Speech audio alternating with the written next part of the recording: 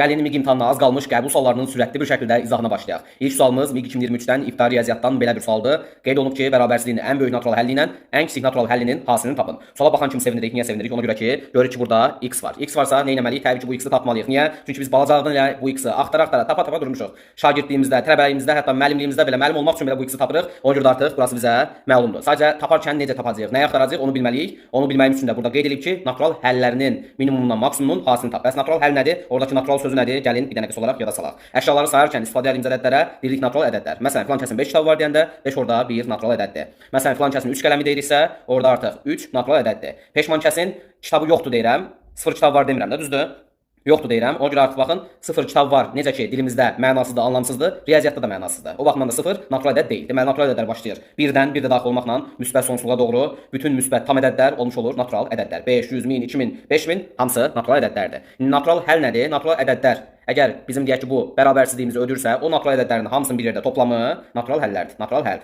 İndi gəlirik, görürük ki, 5x plus 4 var. Əgər mən sizə demiş olsam ki, 5x plus 4 ifadəsinin minimum ala biləcəyi qiymət neçədir? Deyəcəksiniz ki, ay müəllim, 28-dən böyükdür, ona görə minimumu 29-dur. Bəs maksimalı neçədir bu ifadənin? 44-ün yanında bərabər işarəsi də var deyə aşağıda balaca. Deməli, maksimalı 44-dür. Amma biz nə etməliyik? Təbii ki, x-i tapmalıyıq. Ona görə də 29 və 44-ü bir-birinə vurmuruq. Başlayırıq burada x-in yanını, yörəsini təmizləməyə. İndi 5x plus 4 yazılıb. Əvvəlcə oradakı 4-ü atacağam. Atmaq üçün nə etməliyəm?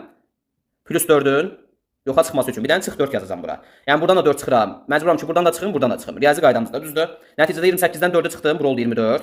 Burada qaldı kiçikdir 5x və kiçikdir bərabərdir 40. İndi görürəm ki, x-in yanında bir dənə də 5 var. Əl çəkmir ki, əl çəkmir. Onu da yox eləməliyəm ki, axır ki, x tək başına rahat nəfəs ala bilsin. Bunu necə yox eləyərik? Bilirik ki, 5-ə vurubsa, biz 5-ə bölməliyik ki, nəticədə sadəcə x-i görə bilək. 5-ə böləndə də yenə hər tərəfə tətbiq etmək lazımdır bunu. 24-ü 5-ə bölürəm. 4 tam 5-də 4.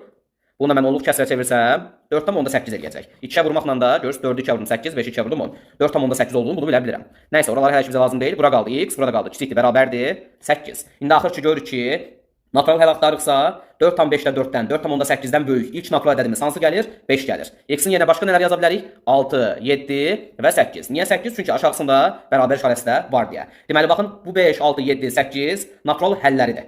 Bu bizim bərabərsizliyimizin. Amma bizə nə edirdi? Minimumu ilə ən kiçik natural həlli ilə ən böyük natural həllinin hasilini tap. Ona görə də 5-i 8-ə vururuq, 40 olaraq cavabımızı tapmış oluruq. Deməli, ilk olaraq MİQ-in qəbul suallarından belə 2023-cü ildə qəbula düşmüş, bu sualı xoşbəxt eləmiş oluruq. Xeyirli olsun. Axır ki, MİQ-ə də əl gəzdirməli olduq. MİQ-in də qəbul sualları izahına bu səhifədə sizlərlə birlikdə başlamış olduq. Nə demişik? Əl sol həvəsdən düşmürük. Maksimum dərəcədə motivasiya oluruq. Növbəti videolarda, izahlarda görüşərik. Uğurlar, hələlik. İstədik sualları rəylərə yazın, rəylərə.